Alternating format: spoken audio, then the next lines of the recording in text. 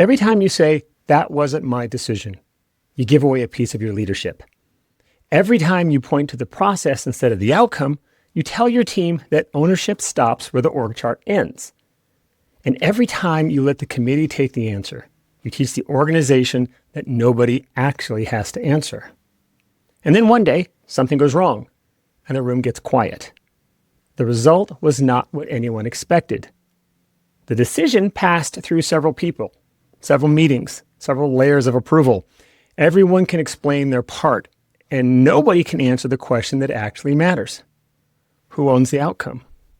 That question tells you everything about the organization, about the person. Because leadership is not tested when things work. Leadership is tested in the space between what happened and who is willing to answer for it.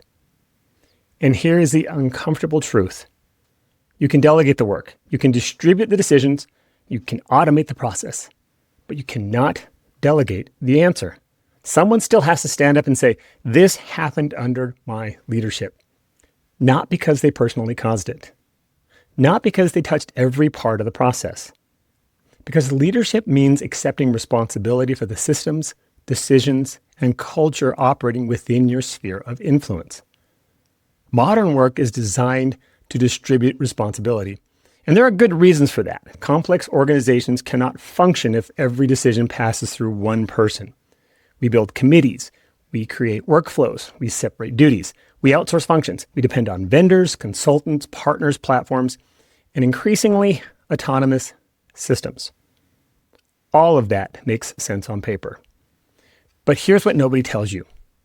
Distributed work can quietly become diluted leadership accountability. Everyone owns a piece. Nobody owns the result. And when everyone is responsible, responsibility becomes meaningless. Research from Gallup consistently shows that managers account for 70% of the variance in team engagement. 70%. That number is not about skills. It's about whether someone is willing to own the environment their people operate in. A title gives you authority. Leadership determines what you do when authority, responsibility, and control are no longer perfectly aligned. And they rarely are. Most leaders are eventually held accountable for something they did not do personally. An employee makes a bad decision, a trusted partner fails, a process breaks. A risk that seemed manageable suddenly becomes real. You didn't create the problem, but the problem still arrives at your door. That does not mean leaders become scapegoats for every failure. Accountability is not the same thing as blame, and most organizations cannot tell the difference. Blame looks backward and asks, who can we punish? Accountability looks at reality and asks, who must respond? No, those are not the same question. Blame tries to isolate fault. Accountability creates movement. It identifies who has the obligation and the authority to understand what happened, protect the people affected, correct the system, and prevent the same failure from repeating. That means a mature leader can accept accountability without pretending to be personally responsible for every action. They can say, I didn't make this individual decision, but I am responsible for the environment in which that decision was made, and I am responsible for what happens next. That is not weakness. That is leadership responsibility. But there is another side to this, and it deserves to be named. Organizations sometimes place accountability on leaders without giving them the authority, information, or resources required to carry it.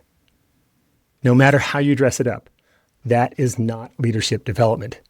That is organizational negligence. You cannot reasonably hold someone accountable for an outcome while denying them visibility into the system producing it. You cannot ask a leader to own risk while excluding them from the decisions that create it. And you cannot assign responsibility after the failure and call that governance. Governance without enforcement is theater. Leadership without accountability is also theater. It looks convincing while the lights are on. It does not hold when something real happens. Real accountability in the workplace has to be designed before something goes wrong. That means clearly defining who owns the outcome, what decisions they can make, what information they must receive, what conditions require intervention, and what evidence will exist afterward to understand what happened. Here is where this gets personal. The same problem shows up in our lives, and we are often the last to notice. We want to be healthy, but we treat sleep, food, movement, and recovery like somebody else is managing them. We want strong relationships, but we wait for the other person to initiate the difficult conversation. We want financial security, but we avoid looking closely at where the money goes. We want meaningful work, but we hand control of our calendar to whoever asks for our time first. Then one day we look at the outcome and wonder how we got there. It was not one catastrophic decision. It was a series of small decisions that nobody consciously owned. You don't control the weather. You control whether you prepared for it. You don't control another person's behavior. You control the standard you maintain in your response. You do not control every outcome. You control whether you face that outcome honestly. That is personal accountability. Not believing that everything is your fault, not carrying guilt for things outside your control, not pretending that hard work guarantees success because it doesn't. It means refusing to surrender your agency simply because circumstances are unfair, complicated, or uncertain. I've seen it play out time and time again.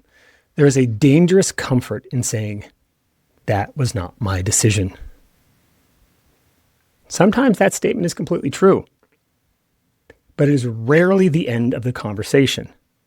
The next question is, now that it's happened, what's mine to do? That is where character begins. There are people who spend their lives carefully documenting why nothing was their responsibility. They may technically be correct. They are also rarely the people others trust when things become difficult. Trust is built around people who can be counted on to respond. People who do not disappear into process. People who do not hide behind the committee. People who do not suddenly discover the limits of their job description when the outcome becomes uncomfortable. The best leaders I know are not eager to take blame, but they are quick to take responsibility for the response. They create clarity. They protect their teams from unnecessary chaos. They tell the truth before the truth is forced out of them. They correct the system instead of simply replacing the person who exposed its weakness. And they understand this. Accountability without learning is just punishment. The objective is not to create a culture where everyone is afraid to make a mistake. That produces silence, concealment, and paralysis. The objective is to create a culture where people know what they own, when to escalate, and what to do when reality does not match the plan. High accountability and psychological safety are not opposites. They actually reinforce each other. The safest teams are not the ones where nothing ever goes wrong. They're the ones where problems become visible early enough to do something about them. That only happens when leaders reward honesty more than appearances. So here's a useful exercise. Think about the most consequential responsibility in your life right now. A team, a relationship, your health, a financial commitment, a decision you've been postponing. Ask yourself 5 questions. 1. What outcome am I responsible for? 2. What does failure look like? 3. What warning signs would tell me I need to intervene? 4. Do I have the authority and information needed to act? And 5. When something goes wrong, will I be able to explain what happened and what I did about it? Your discomfort with those questions is useful. The unclear answers show you where the work is. Listen, you do not need to redesign your entire life this week. Pick one area, not the easiest one, not the one where success is already guaranteed. Pick the responsibility where the consequences matter most. Put your name next to it. Clarify what ownership actually means. Create the conditions that will tell you when action is required. Then act before circumstances make the decision for you. Because responsibility does not disappear when we ignore it. It simply accumulates. And eventually, the outcome arrives. At that point, the question will not be whether the work was delegated. The question will be whether someone is willing to answer. In your work, in your relationships, and in your life, make sure that person can be you.